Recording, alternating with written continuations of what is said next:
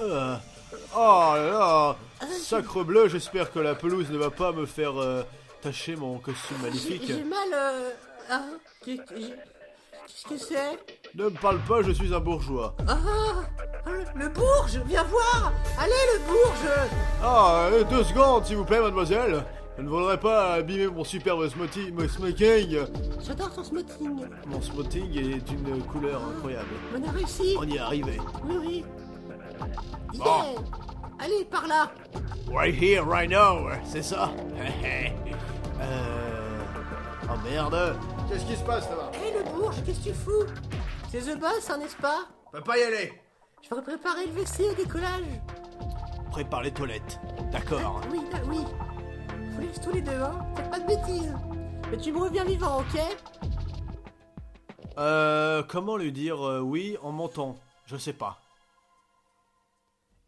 Tu me le promets, hein? Sinon, je te tue. Bon bah on verra. Oh, quel con. Je préfère ignorer cette foutiasse, cette grognasse, cette salopasse. Et me retrouver où? Ah, c'est quoi ce truc? C'est The Fury, c'est ça, il est revenu? Ça crame dans tous les sens. Qu'est-ce que c'est que ça? Hein? On m'aurait menti? Je sais pas. Ou alors j'ai une hallucination auditive. Bonsoir, bienvenue. Est-ce que c'est pas magnifique? C'est presque tragique. C'est charismatique. Ah là là, c'est beau. La lumière ne sait qu'un cadeau d'adieu les ténèbres. À ceux qui vont bientôt périr enfin, ils vont crever quoi. Je t'attendais, Snake, depuis longtemps, ça fait 3 semaines que je suis ici. J'attendais ta naissance, ta croissance, ton insouciance et la finalité de ce jour. Boss. Oh non, pourquoi est-ce que tu fais ça? Je fais ça, pourquoi? Parce que, pour réunifier le monde. Tes phrases sont vachement françaises. Le monde était autrefois unifié. Mais à la fin de la Deuxième Guerre mondiale, les philosophes ont commencé à se battre entre eux. Et le monde a été déchiré en deux. Les cobras, mes camarades qui ont été formés, se sont battus. Et aussi ont été disloqués. La poésie et le chant transforment des amis en ennemis, comme le vent change de direction. Mais c'est ridicule, hein? Les anciens les deviennent de nouveaux ennemis. Et cette guerre froide, hein? Bah, elle devient quoi, ouais? Rappelle-toi quand se dirigeaient les cobras. L'Amérique et la Russie se battaient côte à côte. Côte à côte? Ta gueule! Désolé. Est-ce que les Américains et la Russie, hein, sont réussis au XXIe siècle? Je sais pas. J'en doute. Les Américains changent avec le temps. Et les Russes aussi. Et nous, les soldats, sommes forcés de suivre ces changements. Je ne l'ai pas élevé et formé pour que ce soit une poule mouillée, hein. Pour que nous en affrontions un jour ou l'autre. Les aptitudes d'un soldat ne doivent pas se tenir compte de ses blessés de ses amis. Tu me la refais en français? Faut pas que tu tapes tes copains. Ah, d'accord. Est-ce que les fermes existent dans l'apocalypse? Des fermes de l'apocalypse, je le sais pas. Tu as déjà vu des moutons mangeurs de pizza, non? Oui, dans Vendredi 13. Non! Ah, je t'ai spoilé. Ils ne peuvent être ennemis qu'en termes relatifs. Le monde doit être rouillé et réunifié. Les philosophes doivent s'unir à nouveau. Je vais consacrer mon énergie à cette tâche. Avec l'argent du colonel, j'y arriverai. Tout comme je suis arrivé à créer les cobras. C'est quoi déjà ça? C'est un serpent qui mange des gens. Les cobras sont ma famille. Je ne pourrais peut-être plus avoir d'enfants, mais j'ai encore une famille.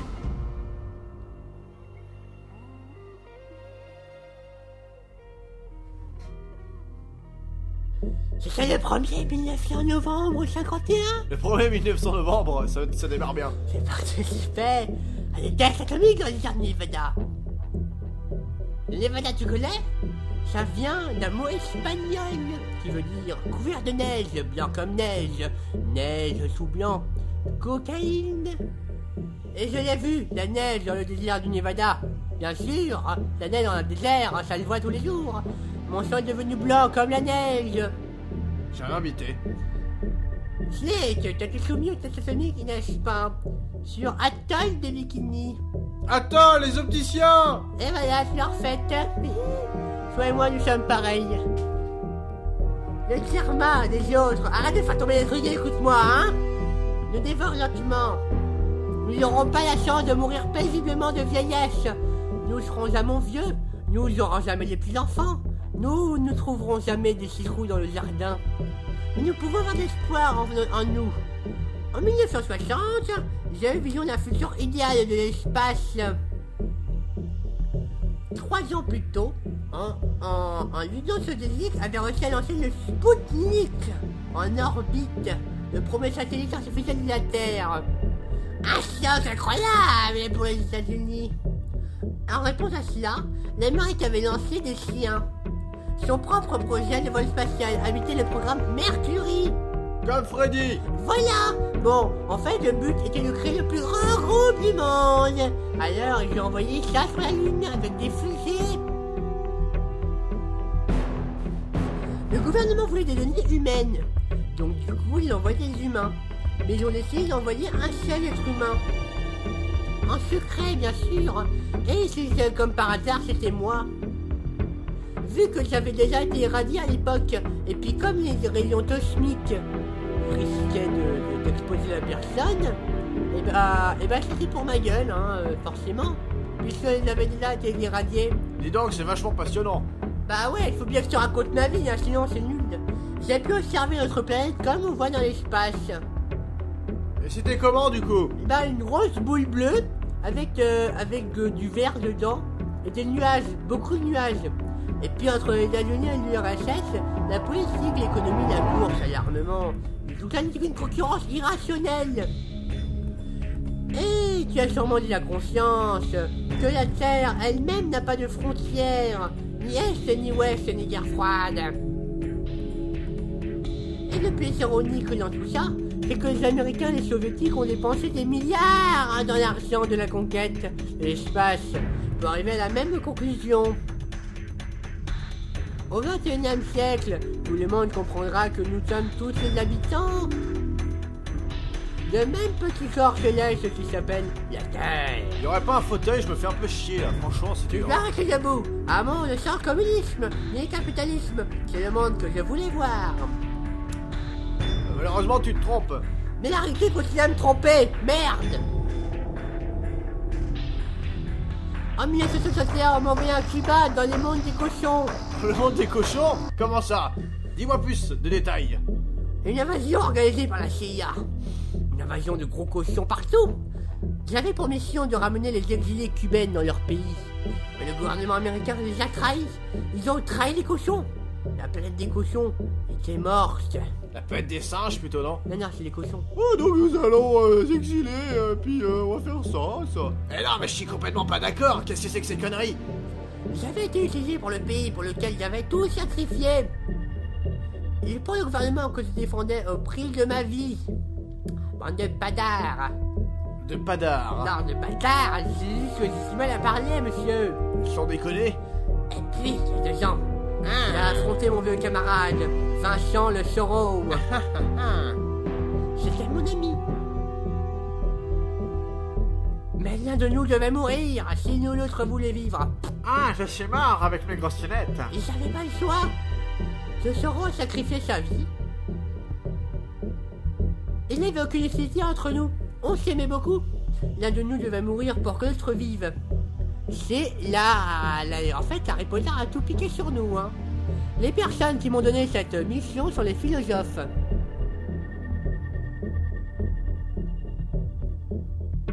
Au début du XXe siècle, les vrais détenteurs du pouvoir aux États-Unis, en Chine et en Union soviétique se sont réunis en secret lors d'une réunion qu'on a appelée le comité des singes. Des singes? Oui. Le pacte qu'ils ont signé marque le début des philosophes. Mais le dernier philosophe d'origine est mort dans les années 1930.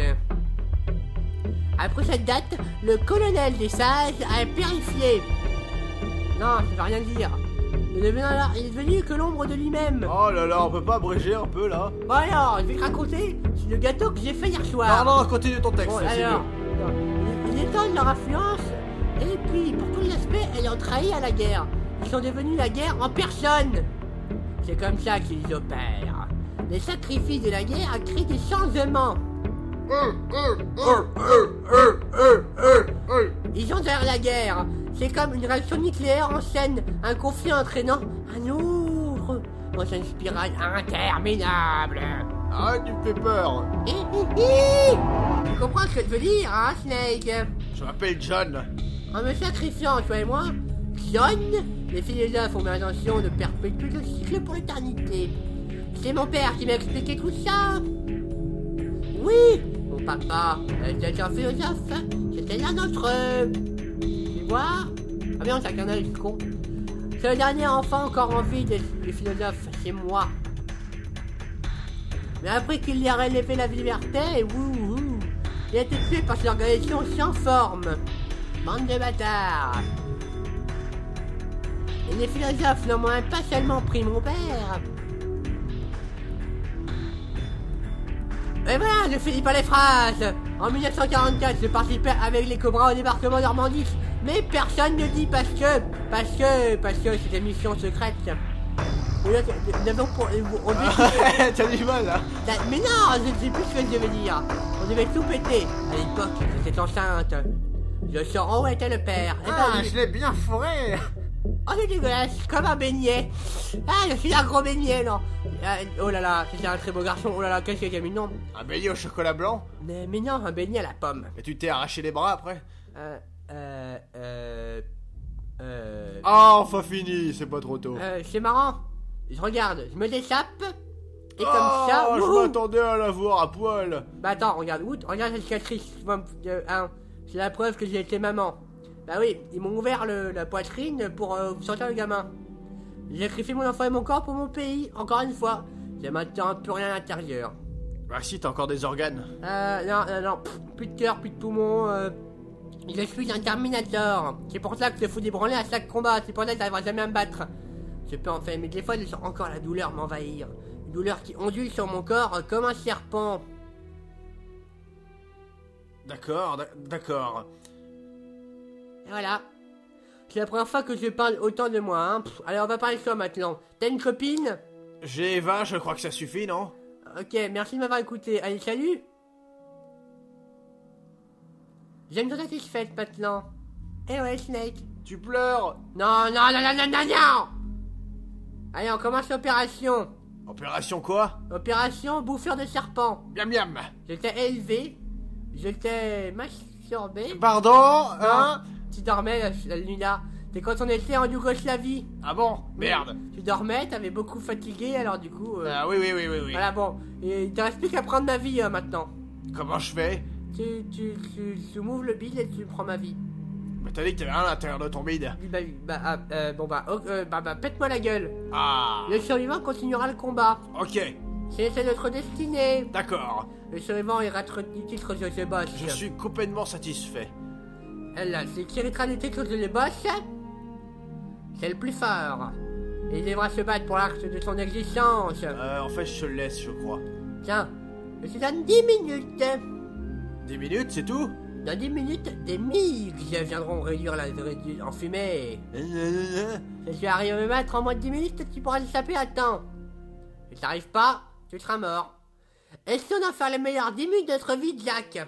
Ça, je te le garantis pas. 10 minutes à perdre. Je suis un soldat. Achève ta mission, allez! C'est parti! Prouve ta loyauté. Oui! Allez, enlève Ça ton va slip. chier! T'es tendu comme une crotte.